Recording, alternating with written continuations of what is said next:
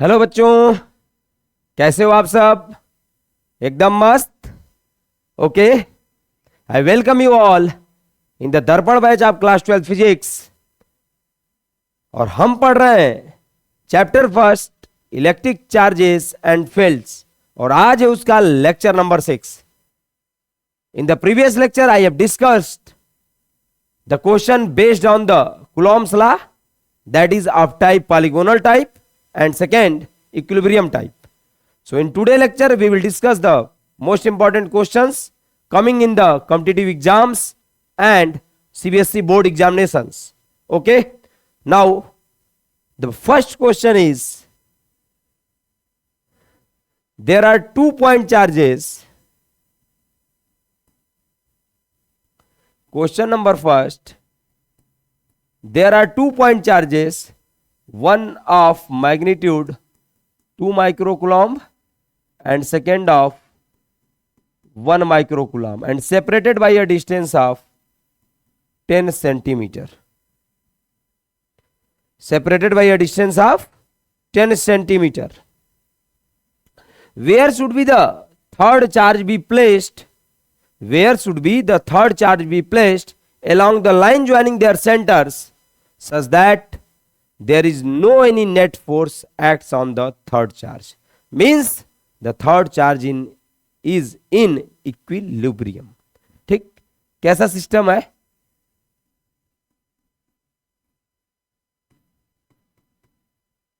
Q1 2 microcoulomb, Q2 1 microcoulomb, and separated by a distance of r equal to 10 centimeter. Both are positive charge. So for the position of the third point charge, the position of the third point charge must be in between the 2 point charges.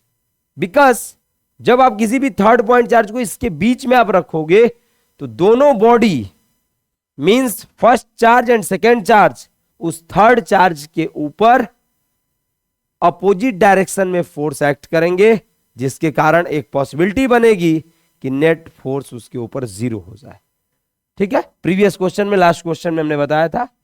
तो late कर लेते हैं कि third charge का magnitude capital Q है और वो first charge से एक्स डिस्टेंस पर प्लेस्ड है. तो सेकेंड चार्ज से कितनी डिस्टेंस पे होगा? 10 माइनस एक्स.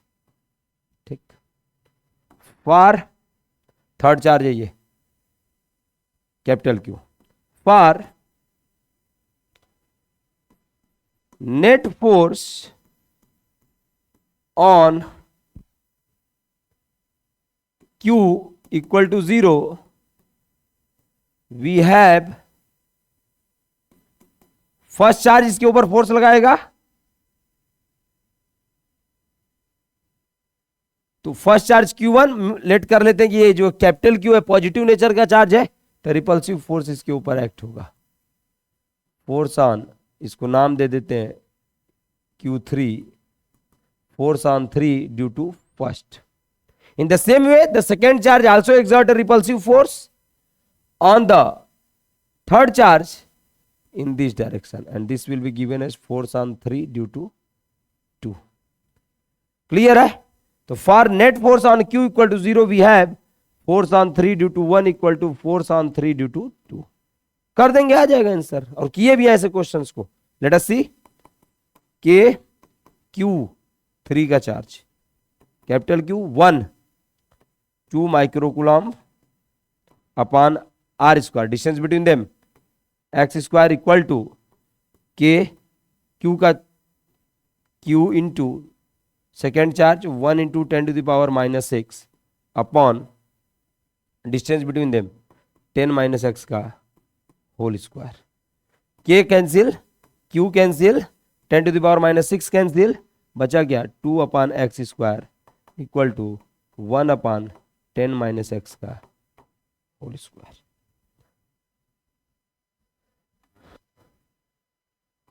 स्क्वायर रूट ले लेंगे, क्या बचेगा? √2 upon x equal to 1 upon 10 minus x. Clear है?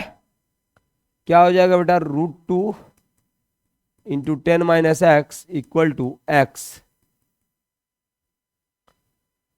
10√2 minus √2x equal to x, 10√2 equal to x plus √2x, x common करोगे आप, 1 plus √2, this implies x equal to 10/√2 upon √2 plus 1। एक तो ये आंसर हो गया, डायरेक्ट लिख सकते हैं, या तो फिर इसको रेशनलाइज कर देंगे नेक्स्ट स्टेप में, x equal to 10√2 upon √2 plus 1 into √2 minus 1, √2 minus 1 x क्या हो जाएगा, 10√2 √2 माइनस 1 अपान ये क्या बचेगा, 2 √2 का square 2 minus 1 means x equal to 10√2 in bracket √2 minus 1. This implies x equal to 10, 2 minus √2. This will be the answer. In this way, ये भी equilibrium based question था जिसमें दो चार्जेस दिए हुए थे, उनके बीच का सेपरेशन दिया हुआ था और थर्ड चार्ज की पोजीशन पूछ रहा था। और इन द प्रीवियस लेक्चर हमने पहले ही बताया था कि जो है जब सेम नेचर के चार्ज होंगे, लाइक चार्जेज होंगे, तो जो थर्ड चार्ज की पोजीशन होगी वो कहां होगी, बीच में। यदि अपोजिट नेचर का चार्ज होता, यदि अपोजिट नेचर का चार्ज होता तो थर्ड चार्ज की जो पोजीशन होती वो आउटसाइड द सिस्टम होती। ये in between the 2 point charges थे, वो क्या होता है, आउटसाइड द चार्जेस। ठीक है, तो इस तरीके से हम इक्विलिब्रियम बेस्ड क्वेश्चंस को हम लोग क्या करेंगे, स्क्रीनशॉट आप लीजिए। Okay, now we will move to the another type question based on the Coulomb law. Let us see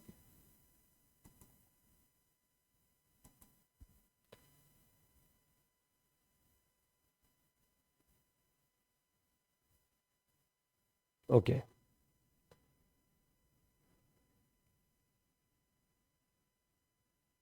Chapter first, electric charges and fields, problem based on the Coulomb's law. First question, determine the electrostatic force between the two charges of magnitude 2 coulomb and -1 coulomb separated by a distance of 1 meter kept in air. Coulomb force बताना है, electrostatic force बताना है। Solution,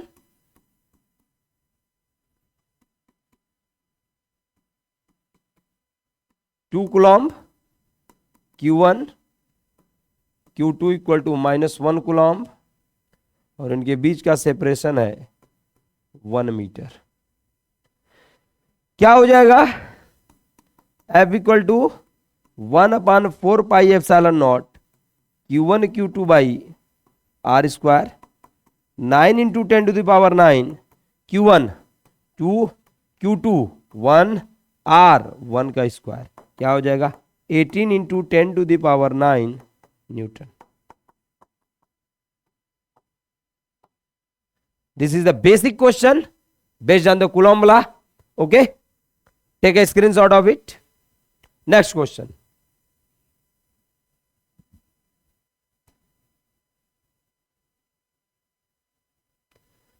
the distance between the two electrons in contact is equal to the 1 angstrom.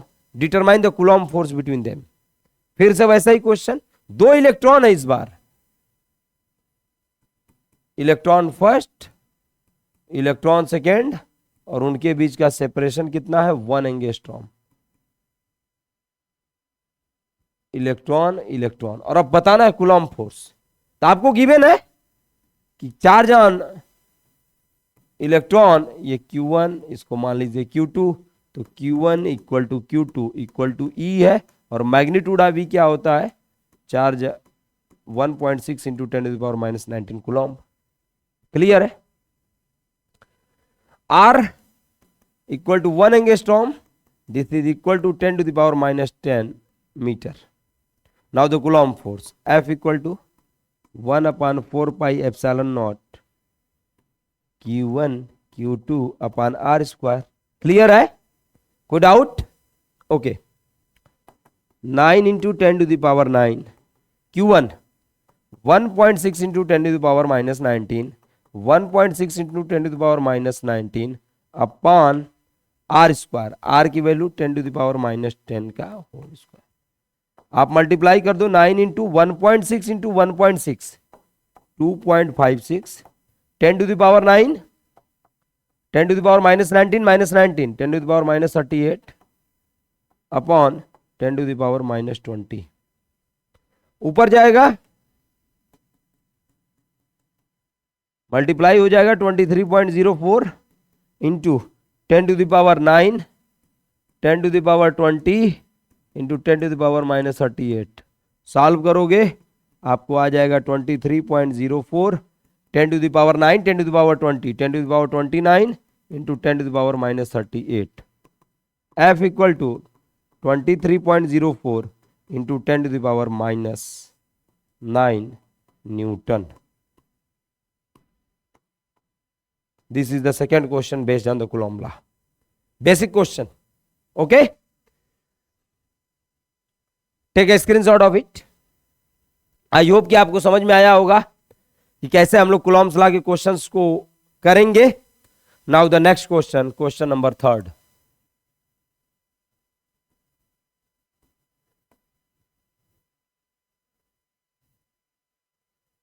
When held apart at a certain distance, two spherical conductors B and C with similar radii and carrying equal charges repel each other with a force F. दो conducting spherical bodies हैं B और सी,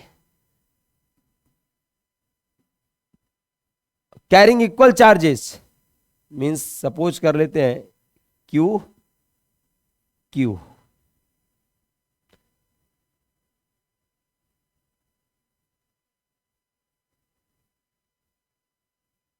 repel each other with a force F. मान लेते हैं इनके बीच का separation कितना है आर।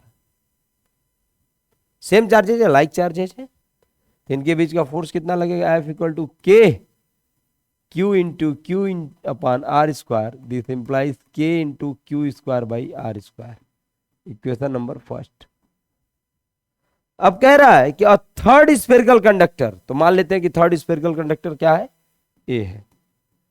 थर्ड स्फेरिकल कंडक्टर क्या है A, with the same radius as B but no charge means uncharged. Means इनके ऊपर जो चार्ज है वो कितना है 0। Is brought into contact with B, B के साथ कांटेक्ट में आया, एंड देन विद सी, फिर सी के साथ आया, and then ultimately removed from both, दोनों से हटा दिया गया।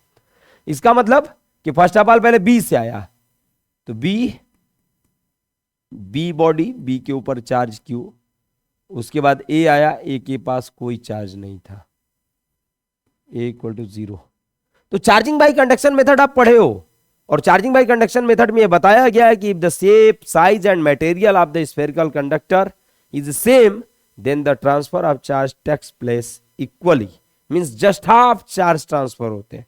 तो यहां पर दोनों को जब सेपरेट करोगे तो इन दोनों के ऊपर बी के भी ऊपर और ए के भी ऊपर अब इस टोटल चार्ज का आधा आधा चार्ज ट्रांसफर हो गया होगा, means Q plus 0 equal to Q, आधा क्यू बाई टू बी और इक्वल टू ए। क्लियर है? ओके। अब क्या कह रहा है कि now then with C, means A अब जो है सी के साथ आएगा, तो सी कितना चार्ज था क्यू, ए कांटेक्ट में आया, कितना चार्ज है क्यू बाई टू। तो अब फिर से charging by conduction method, half half charge दोनों पे बढ़ जाएंगे, हाफ हाफ चार्ज दोनों पे क्या हो जाएंगे बढ़ जाएंगे, तो टोटल चार्ज कितना हो जाएगा Q plus Q by two upon two. Total charge का half equal to 3q upon two, क्या हो जाएगा 3q बाई 4। मीन्स दोनों बॉडी के ऊपर, मीन्स बॉडी सी और बॉडी ए के ऊपर चार्ज कितना आ जाएगा 3q बाई 4 3q/4। अब कह रहा है कि what is the new repulsion force between B and C. नया वाला रिपल्सन फोर्स क्या होगा? आइए, नया वाला रिपल्सन फोर्स क्या होगा? तो new repulsion force will be B C separation between them R. अब जो बी के ऊपर चार्ज है q/2 और सी के ऊपर जो चार्ज है 3q/4। सो इनके बीच में हम नया फोर्स एक्ट होगा कि q/2 इंटू 3q/4 अपान r²। 3/4 इंटू 2 8, 3/8 के q²/r²। इक्वेशन फर्स्ट और सेकंड को यूज कर दीजिए, मींस फर्स्ट इक्वेशन को सेकंड में। फर्स्ट में आप क्या देख रहे हो? के q²/r² की वैल्यू कितनी है? f। तो फर्स्ट का यूज इक्वेशन सेकंड में यूज कर दीजिए। Using first in second we get, क्या हो जाएगा? f dash equal to 3/8 times f, and this will be the final answer। f dash equal to 3/8 times small अरे capital f। तो अब जो नया वाला रिपल्सन फोर्स होगा वो पहले वाले फोर्स के रिस्पेक्ट में कितना टाइम्स हो जाएगा? 3/8 टाइम्स। क्लियर सभी को? ओके, आई होप कि सभी को क्लियर भी होगा question. Okay, so just take a screenshot of it. Okay, now I am just moving to the next question, that is the problem number 4।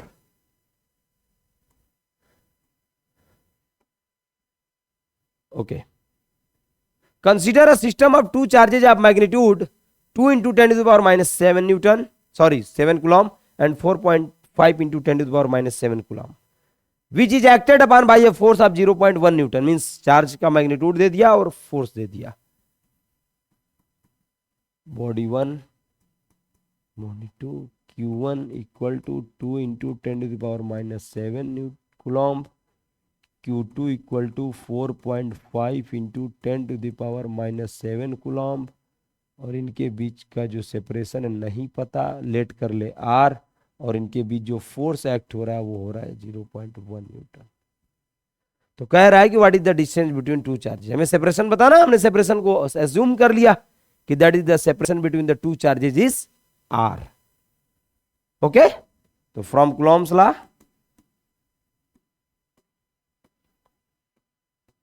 Coulomb's law, F equal to 1/4πε0 Q1 Q2/r², 9 into 10 to the power 9 Q1 Q2, 2 into 10 to the power minus 7 into 4.5 into 10 to the power minus 7 upon r² equal to 0.1।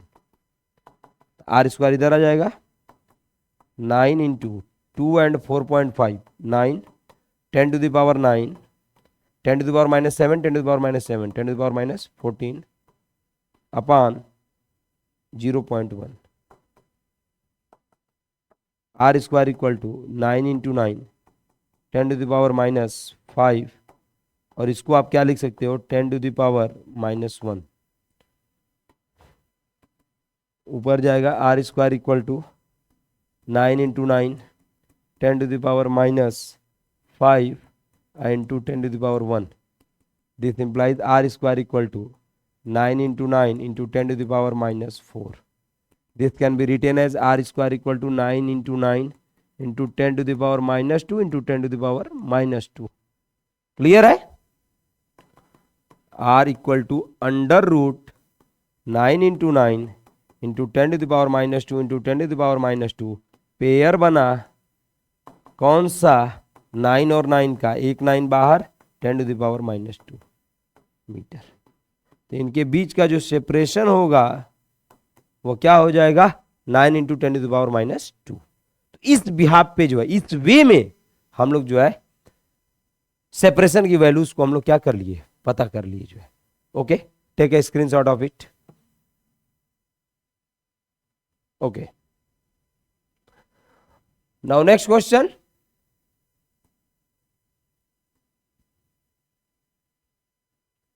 Determine the magnitude of the two identical charges when the electrostatic force between them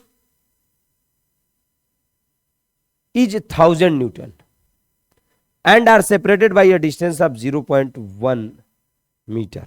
means question कुछ इस तरीके की, identical charge है. क्या है? Identical charge. दो identical charge है. क्या हो जाएगा? लेट कर लेते हैं Q1 equal to Q2 equal to Q. Q1 equal to Q2 equal to Q. दोनों के चार्जेस क्या है? आइडेंटिकल है, एक समान है. और उनके बीच का जो फोर्स लग रहा है वो लग रहा है 1000 न्यूटन और डिस्टेंस ऑफ सेपरेशन है 0.1 metre. Means we have to find out the values of Q. ये इनके बीच का separation R equal to 0.1 metre, Q1 equal to Q, Q2 equal to Q. We have to find out the value of Q, small q. ठीक है? From Coulomb's law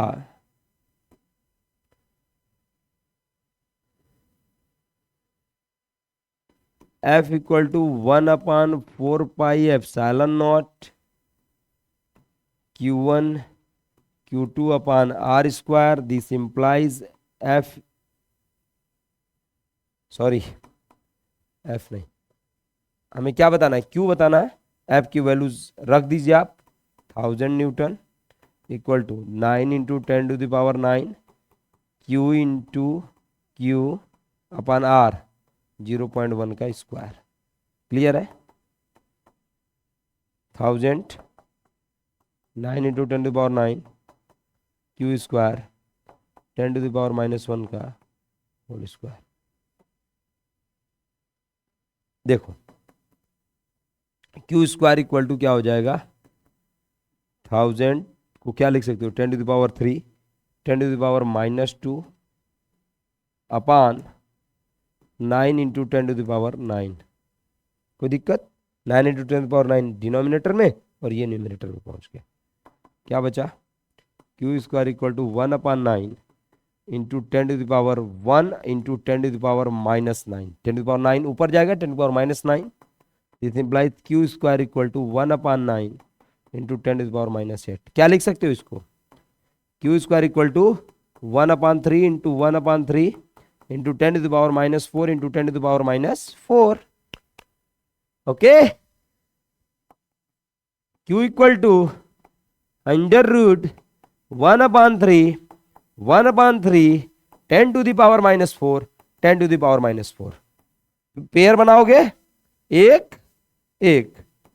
Q equal to 1/3 into 10 to the power -2.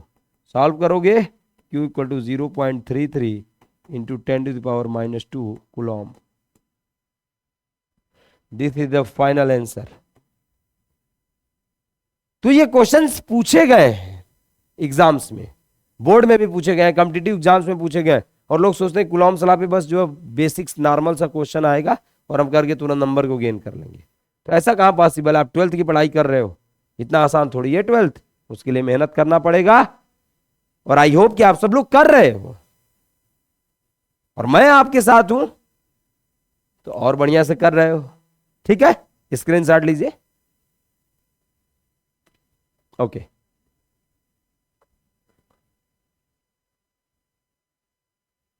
Next question. Consider two opposite charges with the same magnitude. Magnitude same means हम कह सकते हैं कि late to opposite charges हैं तो Q1 क्या हो जाए? प्लस Q एंड Q2 क्या हो जाए? -Q. Placed at a distance from each other such that the force of F Newton acts between these two charges. R distance let कर लेते हैं कि इनके बीच का सेपरेशन कितना R है.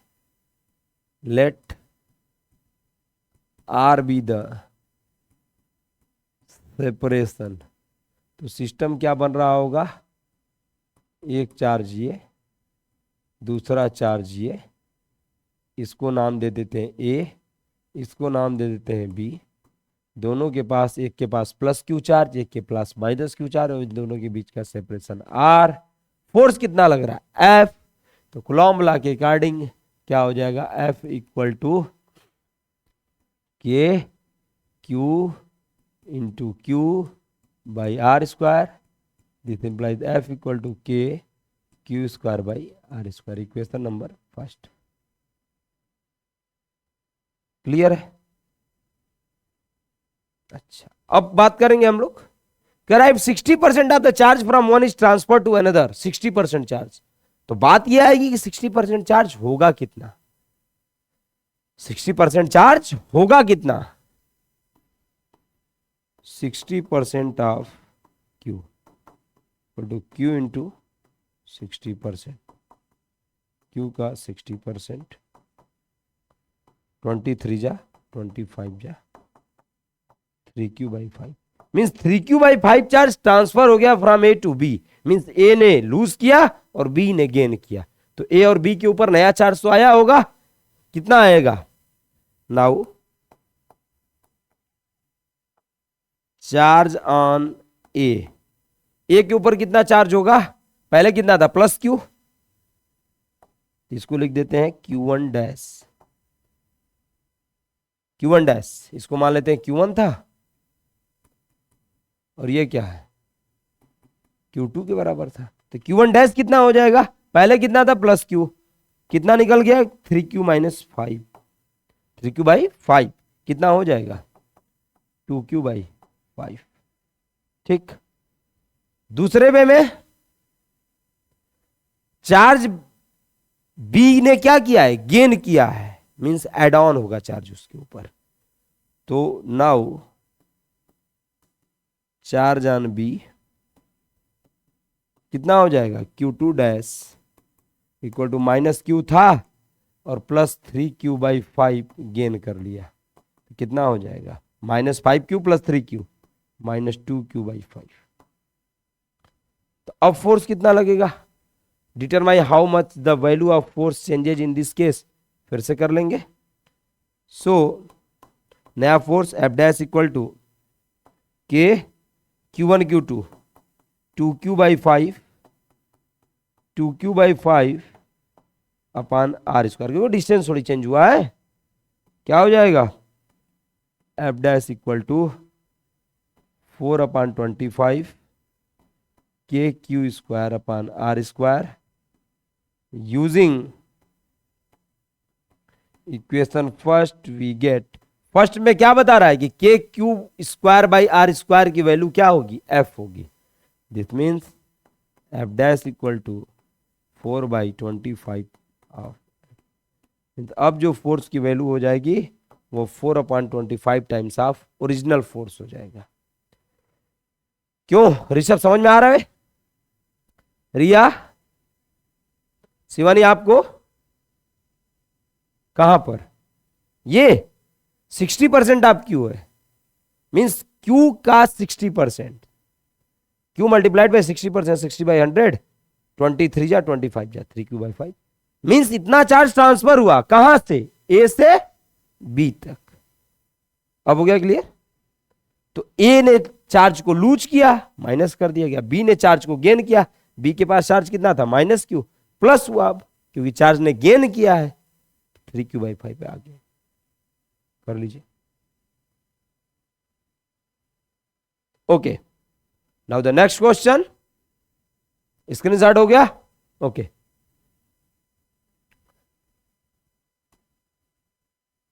Problem number 7। A specific charge Q is split into two components. Very important question, बहुत ही बढ़िया क्वेश्चन है, बेस्ट क्वेश्चन है। देखिएगा, एक चार्ज है, charge Q is split into two components. Charge Q is split into two components, Q and दूसरा क्या हो जाएगा? Q minus Q। What is the relation between Q and Q? Q और Q के बीच में, तो Q तो फिक्स था, Q तो फिक्स था, वेरी किसने किया? Small q। If the two portions are separated by distance r, means कहानी क्या बन रही है? एक ये टू पोर्शंस, तो portion number A Q, portion number 2 Q minus Q separated by a distance R and have the greatest Coulomb repulsion. R distance से separated है और उनके बीच में जो रिपल्सन का फोर्स एक्ट हो रहा है वो ग्रेटेस्ट है. Let us now continue. तो फोर्स कितना लग जाएगा? फोर्स कितना लग जाएगा? Now Coulomb force is F equal to 1/4πε0 Q into Q minus Q by R square. कहानी तो यहां मस्त है, ट्विस्ट है कहानी के अंदर. Greatest Coulomb repulsion. आप एक चीज जान लीजिए कि जब भी मैक्सिमा या मिनिमा, ग्रेटेस्ट या स्मॉलेस्ट की क्वेश्चन में बात आए तो वहां पर जो हमें इक्वेशन मिले वहां पर सबसे पहले हमें ऑब्जर्व करना है कि कौन कौन से वेरिएबल्स हैं. वेरिएबल्स कौन कौन से हैं? तो वेरिएबल्स कौन कौन से होंगे? एक होगा हमारा Q. Q ही मेन वेरिएबल है क्योंकि कैपिटल Q की वैल्यू फिक्स है. तो एक स्मॉल q हमारा वेरिएबल हो गया, बाकी R क्या है? फिक्स है. और 1/4πε0 की वैल्यू क्या होगी? फिक्स होगी. मींस स्मॉल q के चलते f की वैल्यू क्या होगी? चेंज होगी. R कांस्टेंट है. R कांस्टेंट है. It means for maximum Coulomb repulsion we have to show that for maximum Coulomb repulsion आप डेरिवेटिव को जीरो दिखाओगे. आप कहोगे सर किसके डेरिवेटिव को? तो देखोगे कि इसमें डिपेंडेंट वेरिएबल कौन है और इंडिपेंडेंट वेरिएबल कौन है. यहां पर डिपेंडेंट वेरिएबल क्या होगा? फोर्स. और इंडिपेंडेंट कौन है? कुछ भी रख सकते हो, स्मॉल q. क्योंकि रिलेशन क्या निकालना है? इन्हीं दोनों लोग के बीच में निकालना है. q तो फिक्स है, स्मॉल q की वैल्यू घटाना बढ़ाना है. ठीक है. r तो कांस्टेंट है. तो ये हो गया इंडिपेंडेंट है, वो q कुछ भी वैल्यू रख सकता है और q के वैल्यू के बेसिस पर वो क्या होगा? f रखेगा. तो f डिपेंडेंट और स्मॉल q इंडिपेंडेंट. क्लियर है? अच्छा, तो क्या होगा कॉन्सेप्ट? और हमेशा डेरिवेटिव डिपेंडेंट वेरिएबल का इंडिपेंडेंट वेरिएबल के रिस्पेक्ट में फाइंड आउट करते हैं. ठीक. तो क्या हो जाएगा? इसके लिए हम दिखाएंगे कि df by dq equal to 0. df by dq equal to 0. df upon dq equal to 0 की वैल्यू आप दिखाओगे. क्या हो जाएगा यहां से? dq ऑफ f कितना है? 1/4πε0 q into Q minus Q upon R square equal to 0. ठीक है. तो क्या क्या कांस्टेंट उसको बाहर निकाल लेंगे. 1/4πε0 R स्क्वायर dd क्यू, क्योंकि क्यू उसमें है नहीं, मल्टीप्लाई कर दो. Q Q into Q square equal to 0. मजा आया?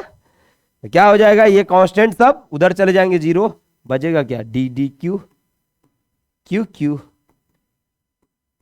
Equal to 0. क्यू के रिस्पेक्ट में डेरिवेटिव करोगे, कैपिटल क्यू बीइंग कांस्टेंट बाहर आएगा. dq upon dq minus dd Q of Q square क्या होगा? 2q equal to 0. q into 1 minus 2q equal to 0. q equal to 2q. यहां से क्या मिल जाएगा आपको? q equal to capital Q by 2. Means जब स्मॉल q की वैल्यू इस कैपिटल Q की वैल्यू की हाफ होगी तब इन दोनों चार्ज पार्टिकल के बीच में या इन दोनों कंपोनेंट्स के बीच में maximum Coulomb repulsion force exist करेगा.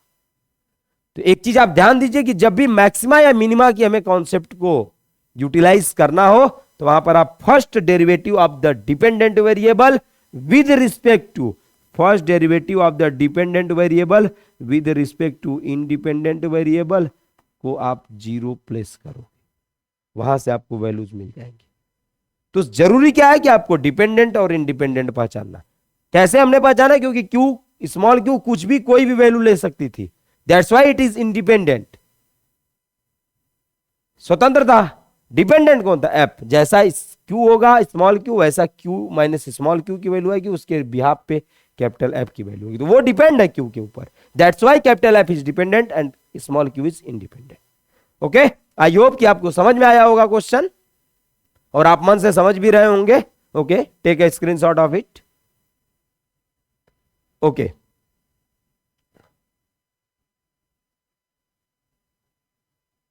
और now the last question of the today's lecture.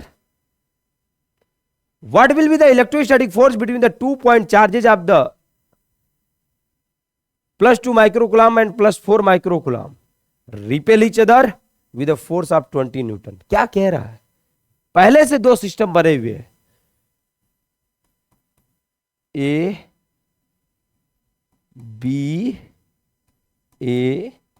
B charge दिया है Q1 equal to 2 microcoulomb, Q2 equal to 4 microcoulomb, separated by a distance R। नहीं दिया कुछ, फोर्स दिया है 20 न्यूटन का। रिपेल कर रहे हैं, लाइक चार्जेज है, रिपेल करेंगे। When a charge of -6 microcoulomb is added to each of them, मतलब कह रहा है ये सिस्टम बना हुआ है और 20 न्यूटन का फोर्स एक्ट हो रहा है।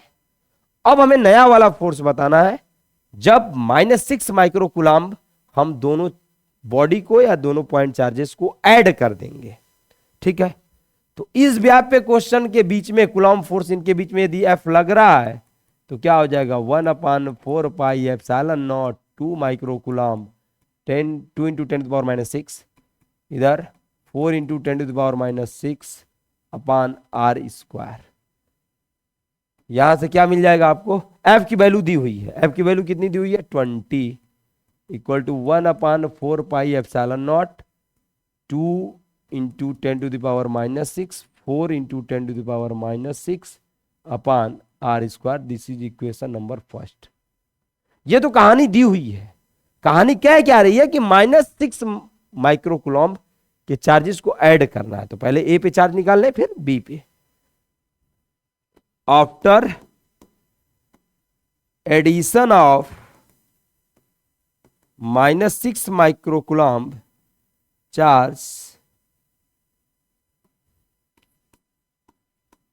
चार्ज ऑन ए, क्या हो जाएगा? Q1 डैश क्या हो जाएगा? तो पहले कितना था? 2 माइक्रोकुलॉम्ब, अब ऐड कर रहे हैं -6 माइक्रोकुलॉम्ब, कितना हो जाएगा? 2 माइक्रोकुलॉम्ब -6 माइक्रोकुलॉम्ब इक्वल टू -4 माइक्रोकुलॉम्ब। ठीक है, and charge on B equal to Q2 dash equal to कितना है? 4 microcoulomb plus -6 microcoulomb equal to 4 microcoulomb -6 microcoulomb equal to -2 microcoulomb. Means अब कहानी कुछ और बन गई। दो अलग अलग सिस्टम बने, एक के पास चार्ज है -4 माइक्रोकुलॉम्ब का, दूसरे के पास है -2 माइक्रोकुलॉम्ब का। अब हमें बताना फोर्स, सेपरेशन डिस्टेंस क्या है? R है, कोई चेंज नहीं हुआ है तो उसको हम वही एज्यूम करेंगे। Now new force, now force between them F dash change हो गया, 1/4 pi epsilon naught 4 × 10⁻⁶, 2 × 10⁻⁶ upon R square. Equation number second हो गया। अब डिवाइड कर दीजिए, dividing equation second by first we get, क्या हो जाएगा? F dash by F equal to 1/4 pi epsilon naught 4 × 10⁻⁶, 2 × 10⁻⁶ upon R square upon 1/4 pi epsilon not into 2 × 10⁻⁶, 4 × 10⁻⁶ upon R square. ठीक है, ये पूरा कैंसिल, ये पूरा कैंसिल, इसका मतलब एफ डैश इक्वल टू क्या आ गया, F dash upon F equal to 1, this implies F dash equal to F, this implies F dash equal to again कितना 20 न्यूटन आया है। एफ की वैल्यू कितनी आई थी 20 न्यूटन, फिर से एफ डैश किसके बराबर आ गया एफ के, means F dash equal to 20 Newton.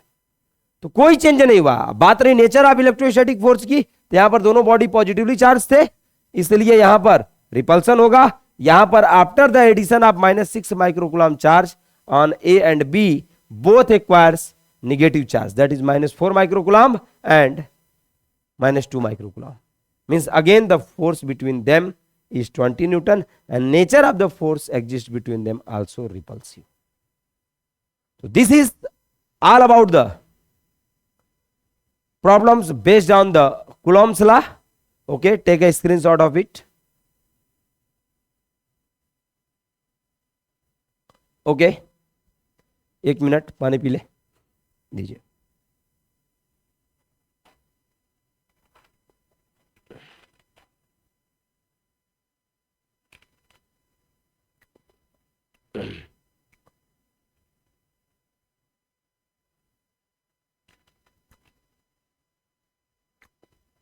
Okay तो इस तरीके से जो है हम लोग जो है डिफरेंट टाइप्स के प्रॉब्लम्स को किए, problem based on the Coulomb's law. Now one most important question, now the one most important question,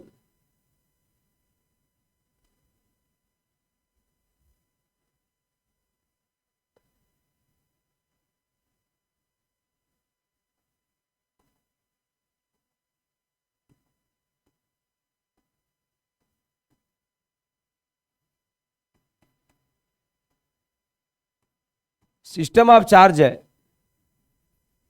दोनों पे जो है क्यू क्यू चार्ज है, जो है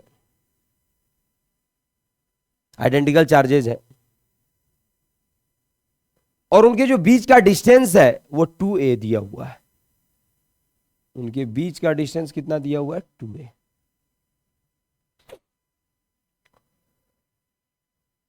उनके सेंटर पे मींस एक पॉइंट चार्ज जो है जिसका मैग्नीट्यूड Q0 है वो केप्ट रखा गया है जो है along the line joining the two charges at mid point of the system। Mid point of the system पे Q0 चार्ज का एक पार्टिकल रखा हुआ है, चार्ज पार्टिकल, और ये दिया गया है कि Q0 is in equilibrium, means उसके ऊपर एफ नेट फोर्स क्या लग रहा है 0 लग रहा है। क्लियर है, ध्यान से सुनिएगा कहानी। अब क्या कह रहा है क्वेश्चन कि इस Q0 को मिड पॉइंट पे रखा गया है, तो मिड पॉइंट पे रखा गया है जब, तो यहां से यहां की डिस्टेंस a और यहां से यहां की डिस्टेंस a, ठीक है। कह रहा है कि Q0 चार्ज को हम डिस्प्लेस कर रहे हैं towards one of the charge, किसी भी चार्ज की तरफ डिस्प्लेस कर रहे हैं, हम लेट कर ले रहे हैं कि हम राइट साइड डिस्प्लेस कर रहे हैं। डिस्प्लेस करने के बाद हम छोड़ दे रहे हैं, डिस्प्लेस करने के बाद क्या कर रहे हैं छोड़ दे रहे हैं। तो ये हमें दिखाना है कि जो चार्ज पार्टिकल होगा वह सिंपल हार्मोनिक मोशन एग्जीक्यूट करेगा और फाइनली हमें उसका टाइम पीरियड बताना, means so that the particle executes SHM and find its time period। बस 2 मिनट और, 2 से 4 मिनट और लगे बस। Find its time period. Okay, तो क्या करना है जो इसके लिए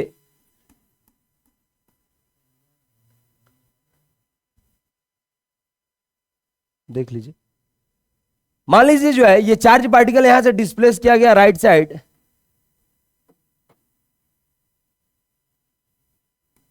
राइट साइड डिस्प्लेस किया गया तो यहां तक रीच किया, ठीक है, यहां पर। मान लीजिए यहां से यहाँ की डिस्टेंस कितनी x, तो हम दूसरे वे में बात करें तो यहां से यहाँ की डिस्टेंस कितनी हो जाएगी a प्लस एक्स, जब चार्ज पार्टिकल यहां पर रहेगा क्यू नॉट, यहां तक डिस्प्लेस किया गया, तो ये बची हुई डिस्टेंस कितनी होगी a माइनस एक्स, कितनी होगी a माइनस एक्स। मैं बोल रहा हूं, हो सकता है आपको थोड़ा छोटा दिखाई दे, उसके लिए ध्यान से सुनिएगा, जो a माइनस एक्स। तो जब चार्ज पार्टिकल यहां पर आएगा तो इसके ऊपर दो तरह के फोर्सेस एक्ट होंगे। कौन कौन लगाएगा फोर्स, इसको क्यू नॉट नाम दिए हो, इसको नाम दे दीजिए ए, इसको नाम दीजिए बी, इसको नाम दीजिए सी। तो ए के ऊपर बी भी फोर्स लगाएगा और सी भी फोर्स लगाएगा, और लाइक चार्जेज है, रिपल्सन वाला फोर्स लगेगा, तो बी ए के ऊपर बी फोर्स लगाएगा इस डायरेक्शन में, force on A due to B, और सी जो है ए के ऊपर फोर्स लगाएगा, force on A due to C. तो अब हमें फाइंड आउट करना है कि नेट फोर्स कितना लग रहा है ए के ऊपर। तो आप ध्यान दीजिए कि मैग्नीट्यूड तो क्यू है, क्यू नॉट, यहां भी क्यू है, यहां भी क्यू नॉट, तो magnitude of the force means product of magnitude constant रहना है, 1/4πε0 की वैल्यू कांस्टेंट रहेगी। बात यह रही कि बड़ा कौन होगा, एफ ए बी और एफ ए सी। तो बड़ा कौन रहेगा, एफ ए सी। क्यों, क्योंकि इनके बीच का डिस्टेंस क्या है, एफ ए सी के कम है, कम है, inversely proportional to square of distance होता है, तो कम डिस्टेंस है तो फोर्स क्या लगेगा, ज्यादा। So net force on A will be F A equal to F A C minus F A B. ठीक है, निकाल दीजिए, K A C Q not into Q upon A minus x का whole square minus K Q not into Q A plus x का whole square. Common ले लेंगे, K Q not Q, बचेगा क्या, 1/a² minus x square upon 1/a plus x का whole square.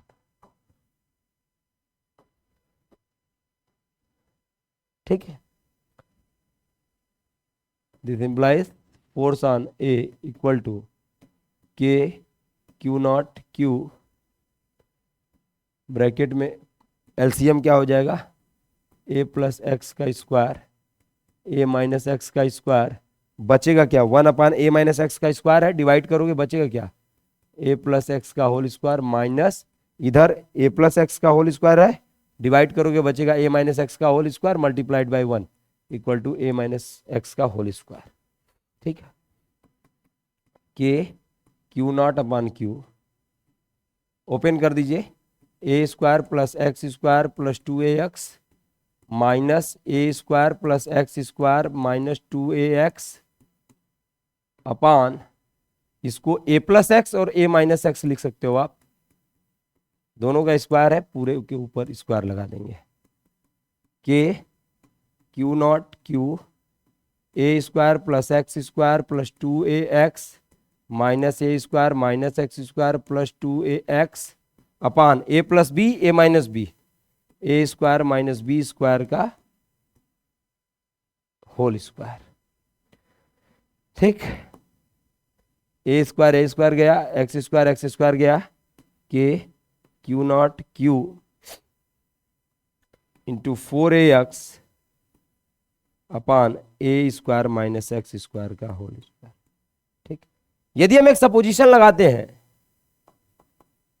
If x is much less than a, this implies a square minus x square की value किधर tend करेगी, a square को। x बहुत छोटा हो गया तो उसका स्क्वायर और छोटा, तो बहुत बड़े नंबर में से a स्क्वायर में से जो है एक्स स्क्वायर की वैल्यू को माइनस करोगे, बहुत छोटी वैल्यू को, तो किसके बराबर आएगा, लगभग a स्क्वायर के। ठीक, तो अब क्या हो जाएगा, F A equal to K Q not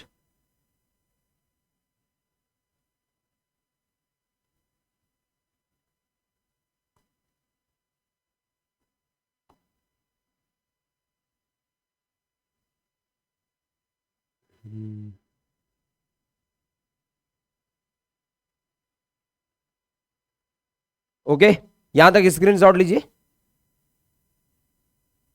okay, अब हम करेंगे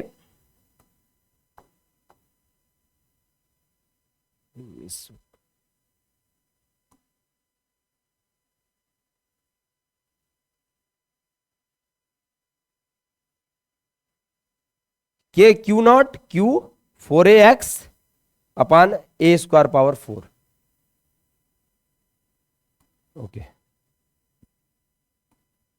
K Q not Q 4ax upon A square का होल स्क्वायर इक्वल टू क्या आ रहा था, फोर्स ऑन ए। वहां तक आप स्क्रीनशॉट ले चुके होगे, ठीक है। तो यहां से मिल जाएगा आपको K Q not into Q 4ax upon A power 4। क्या आएगा, K Q not Q into 4x upon A cube. This implies force on A equal to 4 times K Q not Q upon A cube into x. अब ध्यान देने वाली बात यह है कि जो फोर्स का डायरेक्शन था, जो फोर्स का डायरेक्शन था,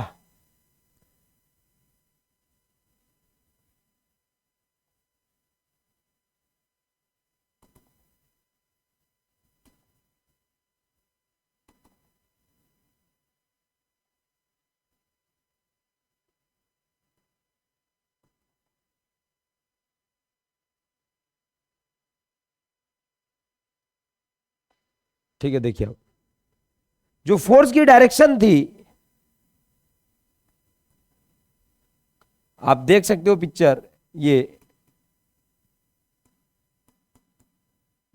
क्यू था, क्यू क्यू नॉट, ये डिस्टेंस कितनी थी 2a, ये a, यहां से a डिस्प्लेस किया गया था यहां तक, ये डिस्टेंस कितनी थी x, क्यू नॉट यहां पर प्लेस हो गया था, ठीक है। इधर कौन सी फोर्स लग रही थी, force on A due to B, और इधर फोर्स लग रही थी force on A due to C. तो नेट फोर्स क्या आया, पॉजिटिव। नेट फोर्स क्या आया है, पॉजिटिव। और हमने नेट फोर्स के लिए हमने क्या फाइंड आउट किया था, F A equal to F A C minus F A B. तो पॉजिटिव आया, इसका मतलब फर्स्ट वन बढ़ी रही होगी quantity, means F A C का जो डायरेक्शन होगा वही क्या होगी, direction of F A. This means that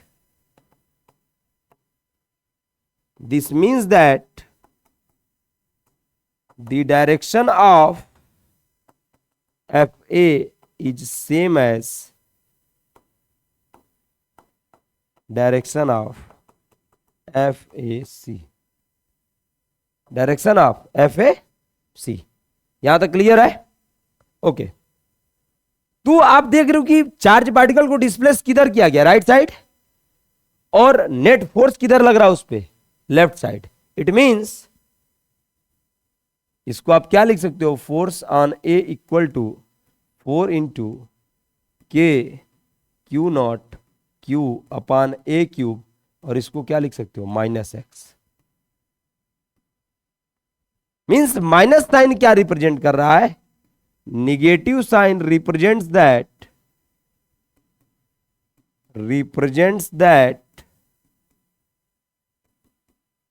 the direction of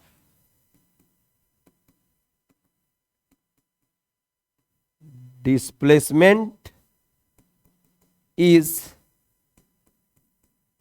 opposite to the direction of force acting on it. This shows that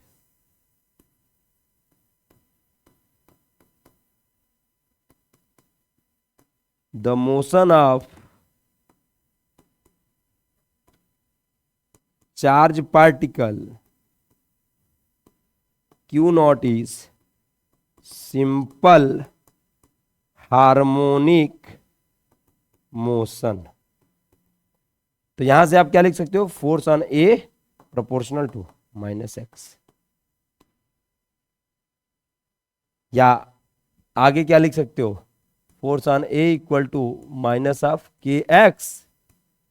तो यहां से k की वैल्यू कांस्टेंट हो गई, 4k Q not Q A cube, सब तो constant है, तो एक कांस्टेंट नया बन गया और x वेरिएबल बन गया। ये हो गया where k equal to 4k Q not into Q upon में ए क्यूब। ये होगी कहानी। तो जब इस तरीके के पार्टिकल्स एसएचएम करते हैं तो अब बात अब लास्टली पूछ रहा है, ये तो हो गया क्लियर, यहां तक स्क्रीनशॉट ले लीजिए। अब पूछ रहा है टाइम पीरियड। अब क्या पूछ रहा है, टाइम पीरियड। तो now the time period is given by, होता क्या है formula, 2 equal to 2 pi under root m by K. तो k की वैल्यू क्या थी, ध्यान दीजिए आप, m upon 4k Q not Q, 4k Q not Q upon A cube. क्या हो जाएगा, 2 pi under root m A cube upon 4k Q not into Q. ये हो गया टाइम पीरियड। और ये क्वेश्चन कई बार पूछा गया है बोर्ड के एग्जाम्स में, नंबर ऑफ टाइम्स। तो ये बहुत इंपॉर्टेंट क्वेश्चन रहा। तो आज आपने क्या क्या पढ़ा, जो है कि very very important questions based on the Coulomb's law, simple harmonic motion का very important question, equilibrium based problems किए, चार्ज ट्रांसफर बेस्ड प्रॉब्लम किए, परसेंटेज वाइज प्रॉब्लम्स को सॉल्व किए। सो आज के लिए बस इतना ही। आई होप कि आप सभी लोगों को अच्छे से समझ में आया होगा। बाकी हम लोग नेक्स्ट लेक्चर में मिलेंगे, वहां पर इलेक्ट्रिक परमिटिविटी के साथ। ओके, तब तक के लिए धन्यवाद।